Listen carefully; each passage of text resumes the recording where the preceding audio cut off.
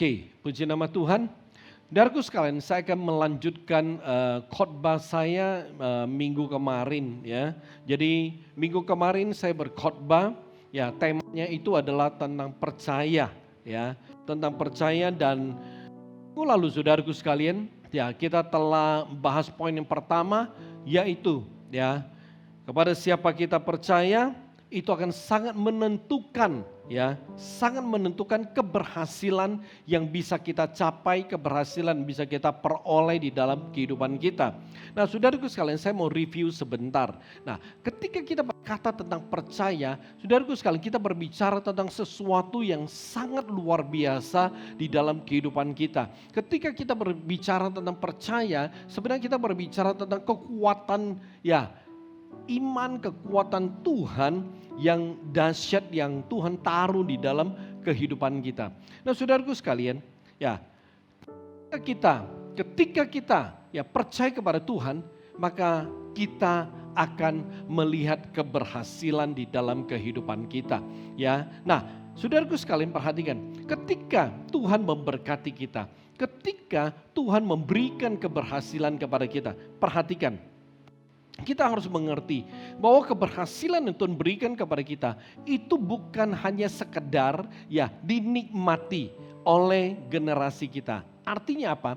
Artinya ya ketika Tuhan menaruh keberhasilan di dalam kehidupan kita, ya ketika kita percaya sungguh-sungguh kepada Dia, itu bukan hanya dinikmati oleh generasi kita, tetapi juga untuk generasi-generasi di bawah kita. Saya berikan contoh.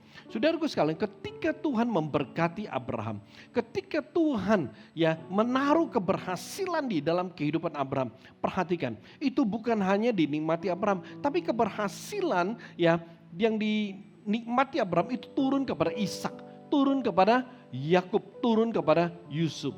Amin saudaraku. Nah, ini yang harus kita mengerti ya, bahwa ketika kita percaya kepada Tuhan sungguh-sungguh, maka keberhasilan dari Tuhan itu akan turun temurun. Karena itu penting sekali pada hari ini kita selalu mendidik anak-anak kita, keturunan kita untuk selalu percaya kepada Tuhan.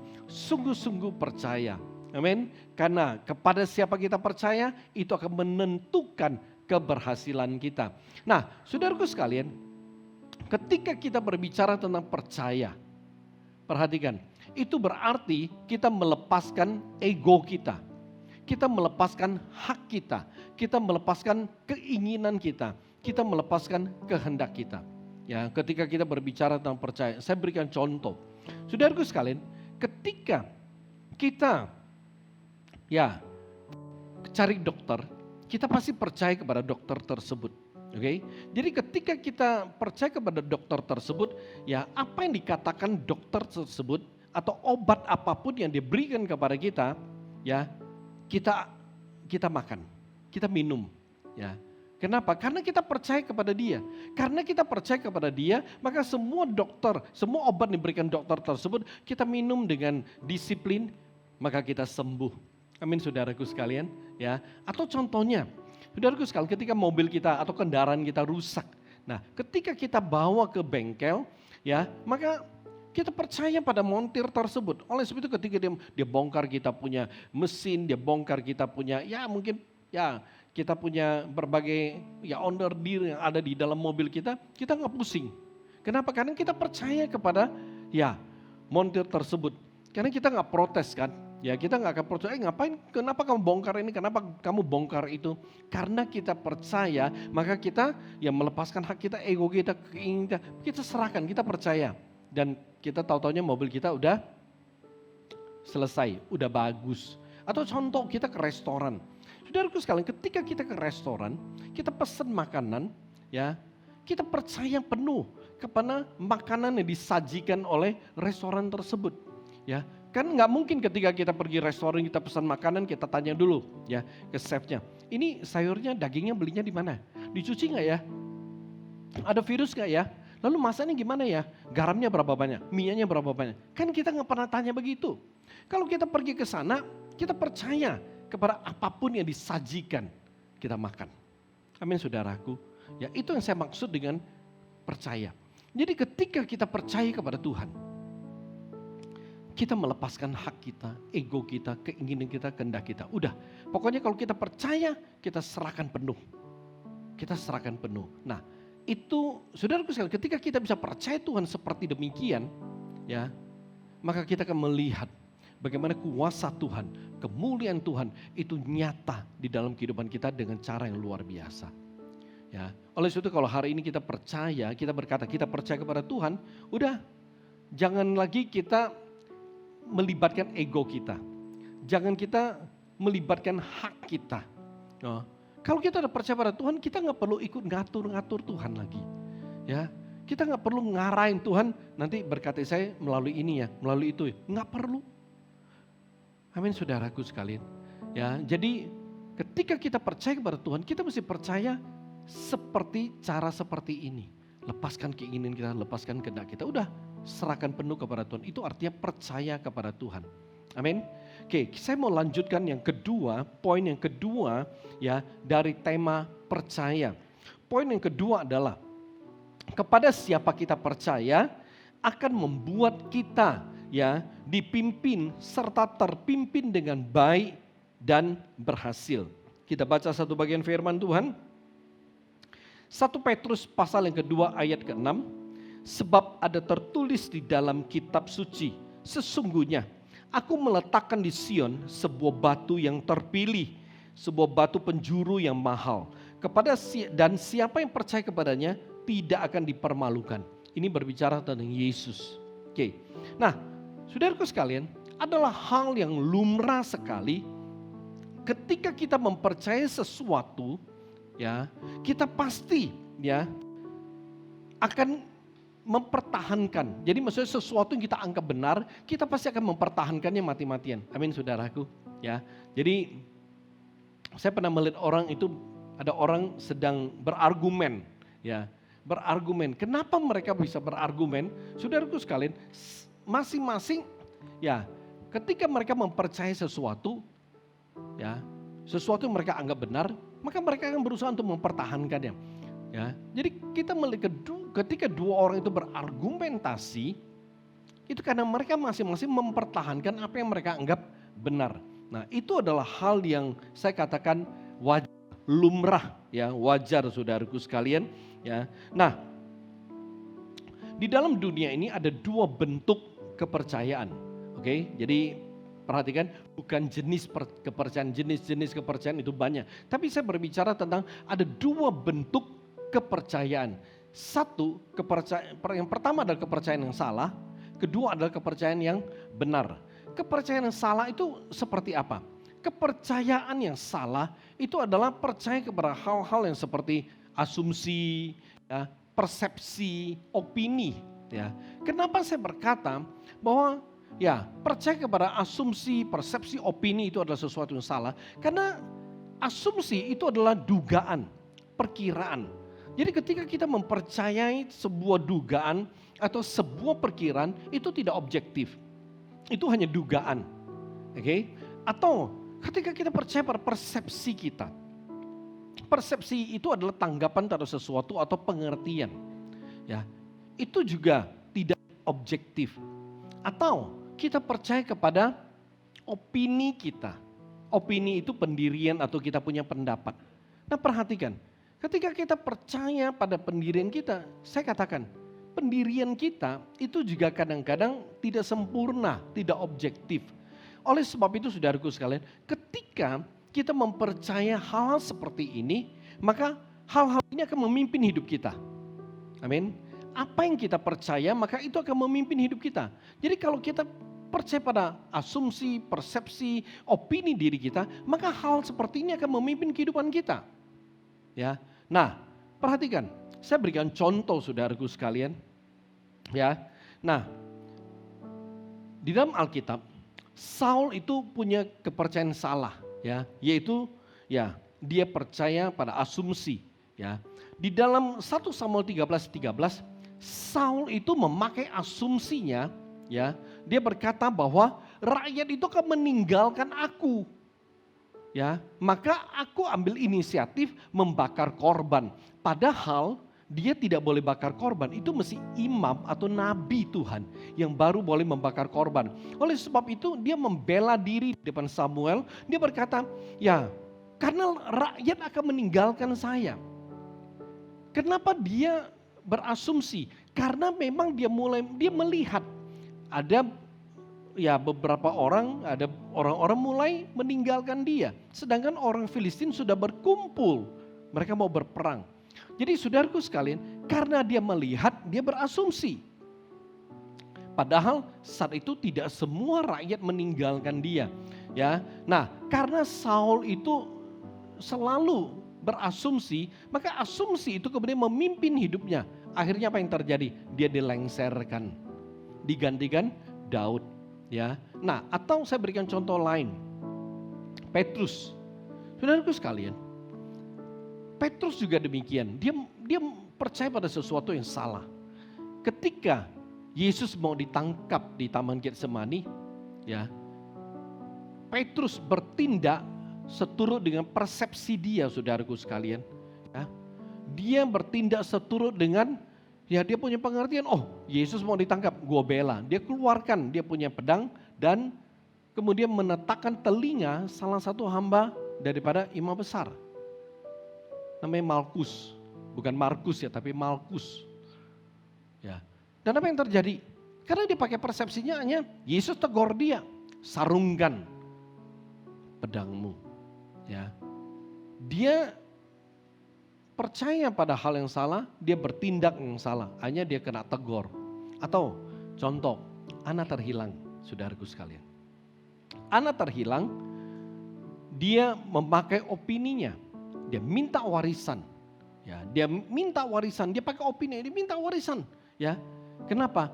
Orang-orang berkata di sebuah tempatnya ada tempat mandi air panas, kotanya bagus dan lain sebagainya. Dia ingin pergi. Oleh sebab itu, ya, maka dia bertindak seturut dengan opininya.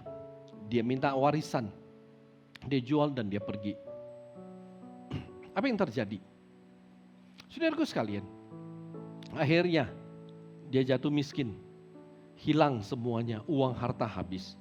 Ya, perhatikan saudaraku sekalian, kepercayaan yang salah akan membawa hidup kita kepada tindakan dan perilaku ya yang salah. Yang mana kemudian akan menghasilkan perbuatan yang salah juga di hadapan Tuhan. Amin saudaraku sekalian, ya. Jadi kita mesti berhati-hati dengan kepercayaan yang salah. Yang kedua adalah kepercayaan yang benar. Sederhana sekali. Kepercayaan yang benar itu adalah percaya kepada kebenaran firman Tuhan atau percaya kepada apa kata Tuhan atau percaya kepada Tuhan sepenuhnya. Kita perhatikan tokoh-tokoh Alkitab. Contoh Abraham, Ishak, Yakub, Musa, Yosua, Esther dan lain sebagainya. Saudaraku sekalian, mereka ya bertindak, mereka melakukan sesuatu seturut dengan apa kata Tuhan. Atau dengan kata lain ketika mereka bertindak, itu karena mereka mempercayai apa kata Tuhan. Ini menarik. Karena itu saudaraku sekalian, hari ini saya mengajak saudara untuk cek. Coba saudara evaluasi. Kehidupan saudara pada hari ini itu digerakkan oleh kepercayaan yang salah ya, atau digerakkan oleh kepercayaan yang benar. Coba saudara periksa kehidupan saudara ya. Dengan kata lain saudaraku sekalian pada hari ini ya, saudara punya kehidupan itu cenderung percaya pada asumsi, persepsi saudara atau opini saudara atau opini publik. Atau itu ya, atau saudara percaya kepada firman Tuhan. Coba saudara periksa. Nah, kalau hari ini saudara tidak bisa mempercayai perkataan Tuhan, saudara tidak bisa mempercayai firman Tuhan, berarti saudara percaya pada hal yang lain. Mungkin saja ya, saudara sedang percaya kepada berita yang ada di media sosial. Atau saudara percaya seperti yang saya katakan, percaya pada asumsi, persepsi saudara, atau opini masyarakat, atau opini umum, atau opini publik. Ya, perhatikan, kepercayaan yang salah itu akan menghambat dan membatasi kuasa Allah itu bekerja di dalam kehidupan kita. Saudaraku sekalian, perjalanan bangsa Israel keluar dari tanah Mesir itu menjadi sebuah pembelajaran ya, dan satu hal yang sangat penting ya bagi kita. Kenapa? Perhatikan, pada awalnya mereka percaya kepada Tuhan. Mereka sungguh-sungguh percaya, oleh sebab itu setiap hari mereka berdoa, mereka berseru, mereka minta Tuhan tolong, mereka menangis di hadapan Tuhan. Karena mereka berdoa dengan sungguh-sungguh, mereka berseru dengan sungguh-sungguh, mereka percaya kepada Tuhan dengan sungguh-sungguh. Akhirnya Tuhan kirim Musa. Untuk apa? Untuk membebaskan mereka dan memimpin mereka ke tanah perjanjian. Tanah yang Tuhan sediakan, Tuhan janjikan, yaitu tanah Kanaan. Tanah yang berlimpah susu dan madu. Ya, sebuah tanah yang subur, tanah yang baik. Ya, perhatikan saudaraku sekalian. Ini hal yang sangat luar biasa. Ketika mereka telah keluar dari Mesir, dalam perjalanan menuju ke tanah perjanjian, apa yang terjadi? Saudaraku sekalian, Israel mulai berubah. Orang-orang Israel mulai berubah. Ternyata di sana terlihat mereka itu tidak sungguh-sungguh percaya kepada Tuhan. Dengan kata lain, mereka tidak percaya kepada Tuhan sepenuhnya. Ya, mereka sering meragukan Tuhan. Ya, mereka sering kali ya tidak percaya kepada apa kata Tuhan. Bahkan ada beberapa kali mereka berpaling daripada Tuhan dan mereka menyembah berhala. Karena itu saudaraku sekalian, perhatikan, tidak heran. Ya, dari 603.550 laki-laki dewasa generasi pertama yang keluar dari Mesir, ya, 603.550 orang, hanya 2 orang yang Tuhan izinkan, yang Tuhan pimpin masuk ke tanah Kanaan. Sisanya itu dibinasakan. Perhatikan saudaraku sekalian, ini menarik. Kenapa saya berkata demikian? Karena masalahnya mereka itu tidak percaya kepada Tuhan. Mereka itu lebih percaya kepada asumsi. Asumsinya di Mesir kami gak bakalan kelaparan. Di Mesir kami tidak akan kehausan. Saudaraku sekalian, mereka percaya kepada persepsi mereka. Oleh sebab itu seringkali mereka bertindak menurut apa yang benar oleh mereka sendiri. Dan mereka percaya pada opini umum. Kami lebih tahu apa yang kami butuhkan.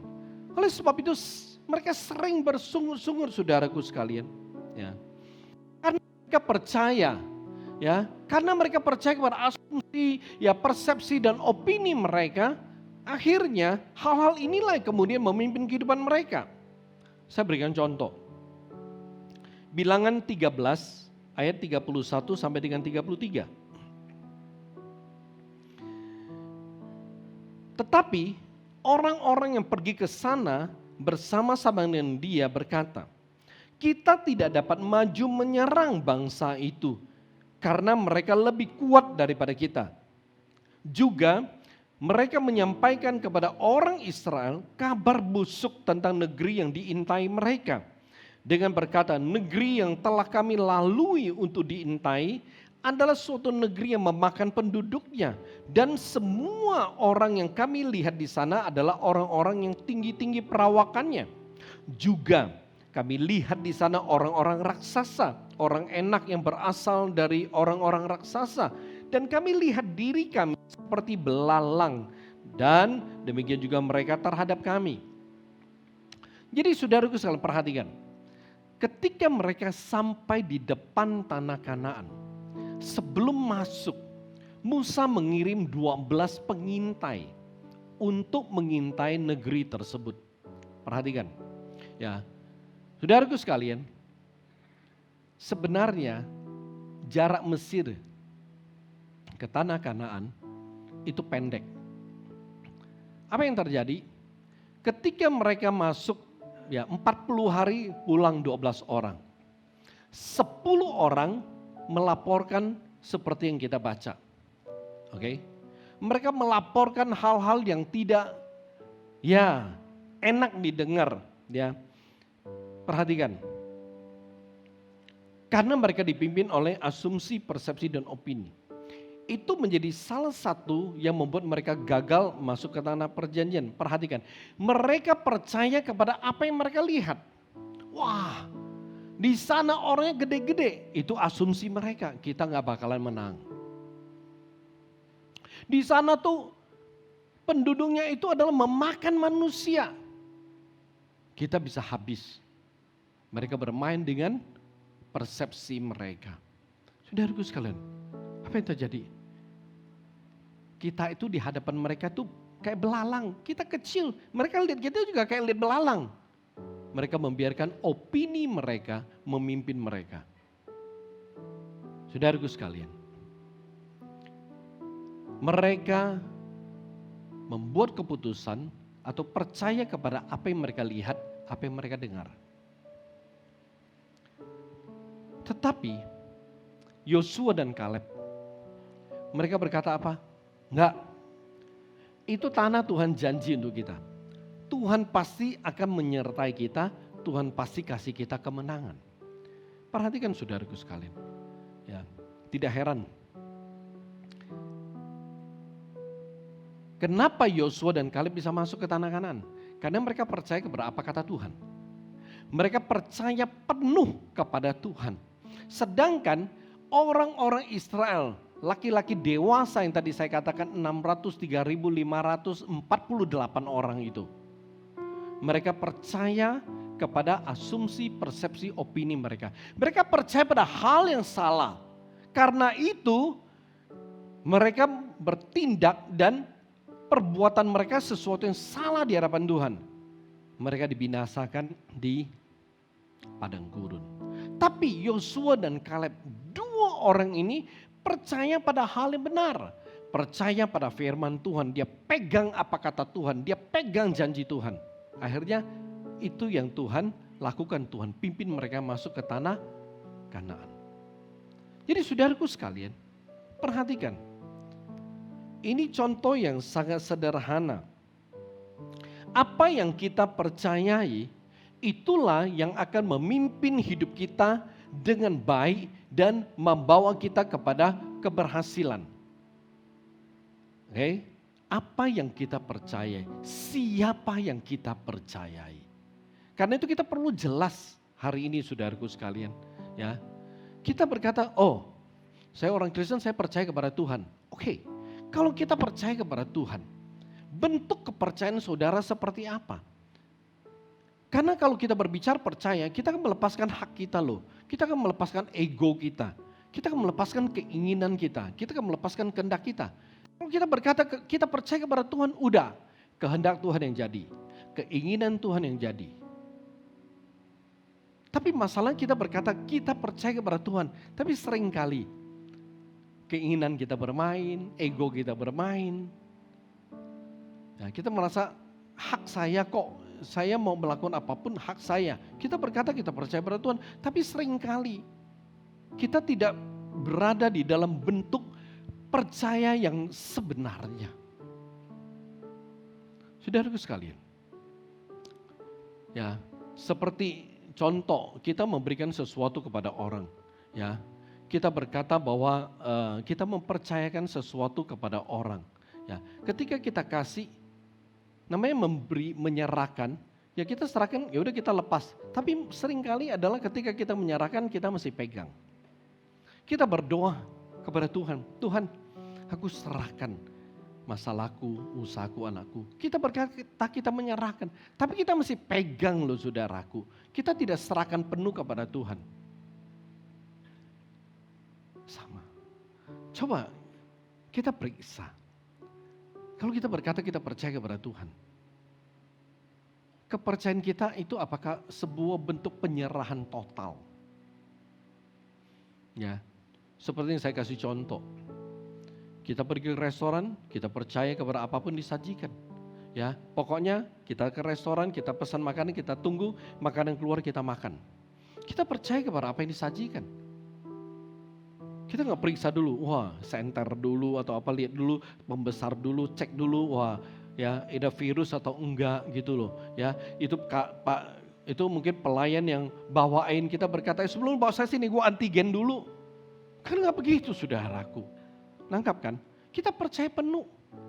Ya, penyerahan total, nggak pusing, pokoknya apa yang disajikan gua makan. Udah, kita makan dengan bahagia, kita makan dengan tenang. Sama. Kalau kita berkata kita percaya kepada Tuhan, harusnya begitu. Nggak usah pusing. Cara Tuhan mau bagaimana, kita nggak mau pusing. Ya, kapan Tuhan mau ya menggenapi kuasanya, kita nggak mau pusing. Pokoknya udah aku serahkan. Tuhan akan menjadikan segala sesuatu indah pada waktunya. Amin saudaraku. Ya udah, kapan Tuhan akan angkat jadi kepala bukan ekor, udah serahkan waktunya. Ya, kapan Tuhan akan memberkati kita, udah serahkan waktunya. Karena Tuhan paling tahu waktunya. Amin saudaraku. Ya, kita punya anak kecil, umur 3 tahun, ya masih kecil, ya nggak mungkin kita kasih dia cutter, 2 biji, nah mainlah. Nah, dia bisa menghancurkan sofa dan segala macam, bisa-bisa dia juga bisa melukai dirinya. Masih kecil, belum waktunya pegang cutter, mainannya cutter. Saudaraku sekalian, Tuhan tahu kapan waktu kita diberkati dahsyat. Kapan Tuhan tinggikan kita, Tuhan tahu waktunya. Ya, karena kalau belum waktunya, kita diberkati dahsyat, kita lupa diri, lupa Tuhan, lupa semuanya, lupa ibadah. Tuhan gak mau. Tuhan memberkati kita supaya kita semakin punya waktu untuk beribadah, untuk mengasihi, untuk melayani Dia. Itu tujuan Tuhan kok. Tuhan memberkati kita supaya kita bisa menikmati hidup kita dan kita gak pusing dengan kehidupan kita. Tapi ada waktunya. Karena itu saudaraku sekalian, mari ketika kita berkata kita percaya kepada Tuhan, percayalah sepenuhnya. Ya, percaya dengan sungguh-sungguh. Karena ketika kita berkata kita percaya sepenuhnya kepada Tuhan, maka Tuhan akan pimpin hidup kita. Ya, dan kita punya hidup akan terpimpin dengan baik dan pasti akan berhasil. Saudaraku sekalian, contoh. Ya, contoh kita bicara mengenai klub sepak bola atau basket. Ya, contoh, saya pernah main di klub basket di Jakarta ikut kompetisi. Saudaraku sekalian, ketika kami mulai kalah, ketinggalan poin, pelatih akan time up, lalu dia kumpulin kita, dia kasih gambar, ini begini, gini, mainnya begini, kamu gini, opernya begini. Oke, kita kemudian dengar apa yang dikatakan pelatih, kita percaya penuh, kita lakukan strateginya, jalanin. Hasilnya apa saudaraku? Hasilnya kita mulai mengimbangi dan akhirnya kita mulai bisa memimpin. Ya, kenapa kita bisa berhasil menang? Karena kita percaya penuh kepada apa yang dikatakan pelatih. Kita percaya penuh kepada apa yang disampaikan oleh pelatih kita. Kita lakukan. Saudaraku sekalian, atau saudara punya usaha, punya perusahaan. Ya, saudara kemudian menemukan, tahu ada seorang direktur atau manajer yang bagus sekali, pintar, penuh pengalaman dan memimpin perusahaan sangat bagus dan berhasil. Kita rekrut saudaraku. Ketika kita rekrut, kita serahkan penuh. Kita punya usaha kepada dia. Ya, kita percaya penuh kepada dia dan kita membiarkan dia untuk mulai mengatur, mulai buat program, mulai buat strategi. Kita serahkan penuh. Kita percaya penuh. Dan apa yang terjadi? Kita lihat ketika dia bisa bekerja dengan leluasa, di mana kita percaya penuh, kita melihat akhirnya usaha kita berhasil jalan. Ya. Nah, sama saudaraku sekalian, di dalam kehidupan kita juga demikian. Kalau kita percaya kepada Tuhan, Tuhan yang Maha Kuasa, udah, Anda tidak salah percaya. Ya, kalau Anda percaya kepada Tuhan yang Maha Kuasa, Anda akan melihat kuasa Tuhan di dalam kehidupanmu. Kalau Anda percaya kepada Tuhan yang mulia, Anda akan melihat kemuliaan Tuhan di dalam kehidupanmu. Amin saudaraku sekalian. Oleh sebab itu, mari jangan salah percaya, ya. Nah, ketika kita percaya kepada pengalaman kita, saudaraku sekalian, ya, ada orang pasti akan percaya kepada pengalamannya, tidak salah, ya. Ketika Anda percaya kepada pengalaman Anda akan memimpin ya kehidupan Anda. Tetapi saudaraku sekalian, pengalaman Anda tidak bisa menjamin ya atau belum tentu akan memimpin hidupmu dengan baik dan menjamin Anda bisa terus berhasil. Kenapa? Karena pengalaman kita ya itu ketika kita aplikasikan, kita pakai terus-menerus di dunia dan masyarakat yang terus berubah, itu belum tentu bisa diaplikasikan sepenuhnya. Tetapi saudaraku sekalian, kalau kita percaya kepada Tuhan yang Maha Kuasa, walau dunia ini berubah, masyarakat berubah, berbagai kondisi berubah, saudaraku sekalian, kita tetap bisa berhasil. Amin. Karena dia Tuhan yang Maha Kuasa. Contoh saudaraku sekalian, mungkin banyak dari Anda sudah mendengar berbagai prediksi tentang kondisi ekonomi tahun depan. Banyak orang sudah mendengar. Saudaraku sekalian, tapi satu hal yang saya mau katakan, kita pegang Tuhan saja. Kita percaya penuh kepada Tuhan saja, nggak usah pusing. Ya, nggak usah pusing. Kenapa saya berkata demikian? Ingat minggu lalu, ya, ingat firman Tuhan yang saya katakan di Amsal, saudaraku sekalian. Ya, menarik. Amsal 16 ayat 9, ya, hati manusia memikirkan jalannya, tetapi Tuhanlah yang menentukan arah langkah kita. Kemudian di Amsal 19:21 juga demikian. Banyak rancangan di hati kita, di hati manusia, tetapi keputusan Tuhanlah yang jadi. Artinya apa? Artinya Tuhan itu adalah penentu kita punya keberhasilan. Ya, Tuhan itu penentu keberhasilan kita. Situasi dunia, ekonomi, mau bagaimanapun. Tapi kalau Tuhan yang pimpin hidup kita, Tuhan sudah menentukan kita pasti bisa berhasil. Dan kita akan berhasil. Amin saudaraku. Ya. Nah, kita kembali. Saudaraku sekalian, bangsa Israel generasi kedua juga melakukan ya hal yang salah. Generasi kedua yang Tuhan pimpin loh masuk ke tanah Kanaan. Mereka yang sudah tinggal di tanah Kanaan, mereka melakukan kesalahan ya, yaitu mereka meninggalkan Tuhan. Saudaraku sekalian, perhatikan. Mereka menginginkan seorang raja atau mereka menginginkan manusia memimpin mereka. Mereka mau ada raja yang memerintah mereka seperti bangsa-bangsa di sekitar mereka. 1 Samuel 8 ayat 7 berkata seperti ini. Tuhan berfirman kepada Samuel, dengarkanlah perkataan bangsa itu dalam segala hal yang dikatakan mereka kepadamu. Sebab bukan engkau yang mereka tolak, tetapi akulah yang mereka tolak. Supaya jangan aku menjadi raja atas mereka.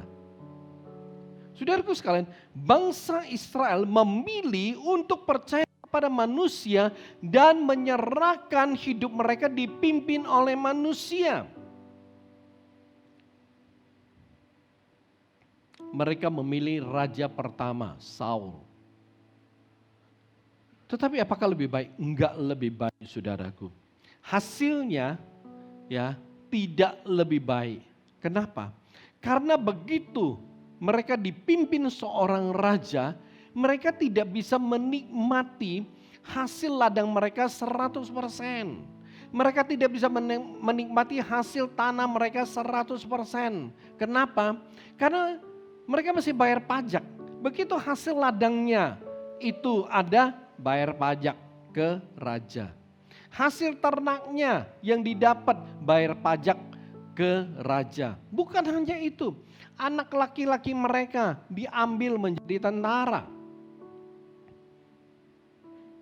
Anak-anak gadis mereka diambil masuk kerajaan untuk ya mempersiapkan rempah inilah dan lain sebagainya. Jadi dengan kata lain, mereka punya kehidupan tidak lebih baik. Tapi itu konsekuensi. Tuhan berkata biarkanlah. Ya, bukan engkau yang mereka tolak aku. Jadi saudaraku sekalian, kita kadang-kadang kita perlu waspada di dalam kehidupan kita. Kadang-kadang tanpa kita sadari kita tuh menolak Tuhan. Ketika kita tidak mau percaya kepada Tuhan dengan sungguh-sungguh, saudaraku sekalian, tanpa kita sadari seringkali kita menolak Tuhan di dalam kehidupan kita secara tidak langsung. Ketika kita punya hidup tidak mau dipimpin oleh Tuhan, secara tidak langsung kita tuh menolak Tuhan. Oleh sebab itu Tuhan tidak heran, Tuhan berkata dia lepaskan, dia biarkan. Kalau kita mau memimpin hidup kita sendiri, Tuhan biarkan. Kalau menurut dia, manusia dia lebih tahu bagaimana dia harus memimpin hidupnya, Tuhan mah lepas tangan. Kenapa Tuhan tidak pernah memaksa loh? Ya, ketika dia menciptakan manusia, Tuhan itu memberikan free will, kehendak bebas kepada manusia. Lu mau pilih apa, mau lakukan apa, silakan. Karena tujuan Tuhan menciptakan manusia itu adalah supaya ada hubungan yang terbentuk antara Tuhan sama manusia. Dengan kata lain Tuhan itu mementingkan relasi, Tuhan mementingkan hubungan. Tuhan tidak mau menciptakan robot, tapi Tuhan menciptakan relasi. Oleh sebab itu kalau kita perhatikan di dalam Alkitab, sebenarnya hubungan antara Tuhan dengan kita itu menjadi pokok utama. Ya. Kepala dengan jemaat, ya, hubungan suami dan istri, ya, orang tua dan anak, ya, itu semua berbicara tentang hubungan. Karena ketika Tuhan menciptakan manusia, Tuhan mau ada hubungan yang lahir di antara Tuhan sama manusia. Perhatikan. Karena Tuhan memberikan manusia free will, manusia boleh melakukan apapun kok. Tuhan tidak pernah memaksa. Oleh sebab itu saudaraku sekalian, ketika kita mau memimpin hidup kita sendiri pakai cara kita, Tuhan tidak pernah akan melarang. Tuhan tidak pernah melarang. Tetapi Tuhan tetap membuka diri dan menawarkan diri. Kalau mau ikut aku, mau percaya aku, mau dipimpin aku, hasilnya begini. Kalau mau memimpin sendiri, hasilnya ya begini. Oleh sebab itu saudaraku sekalian, perhatikan. Ketika bangsa Israel memilih dipimpin oleh raja, Tuhan lepas tangan.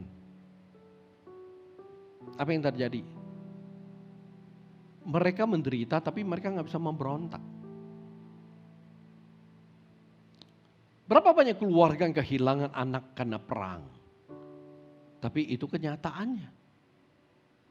Saudaraku sekalian, oleh sebab itu mari ya, kita perhatikan kehidupan kita pada hari ini.